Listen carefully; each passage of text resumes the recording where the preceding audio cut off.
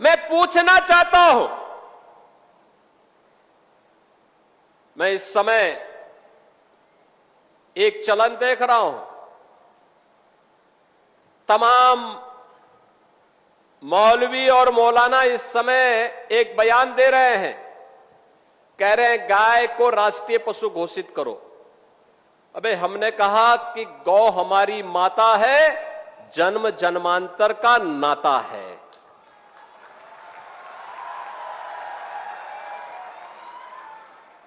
क्या मां और पुत्र के बीच में कुछ घोषित करने की आवश्यकता पड़ती है क्या? क्या किसी पुत्र को बताने की आवश्यकता पड़ती है कि तुम्हारी मां है, इसका सम्मान करो? ये हमारे संस्कार हैं।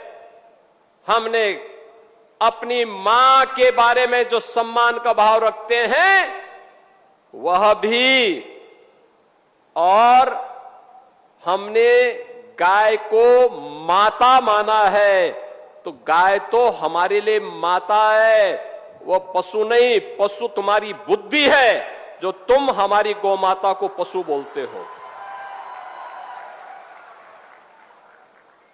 तुम्हारी सोच पशुवत है जो तुम गौ माता को पशु बोल रहे हो, और तुम्हारा ये दोगलापन है कि जो एक और गौकसी को प्रश्रय देते हो।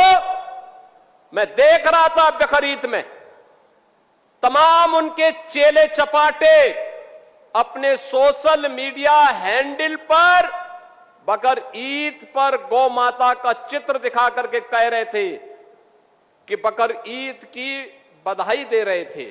लेकिन मैं उनको बोलना चाहता हूं, यूपी में गौ हत्या का मतलब जान रहे हो ना क्या होगा? वो जान रहे हो? तो अगर जान रहे हो तो फिर अपने चेले चपाटों को समझा लो, नहीं तो कई कई पीढ़ियां याद करेंगी गौ माता के साथ किसी भी प्रकार की कोई हिमाकत की। तो मैं पूछना चाहता हूं,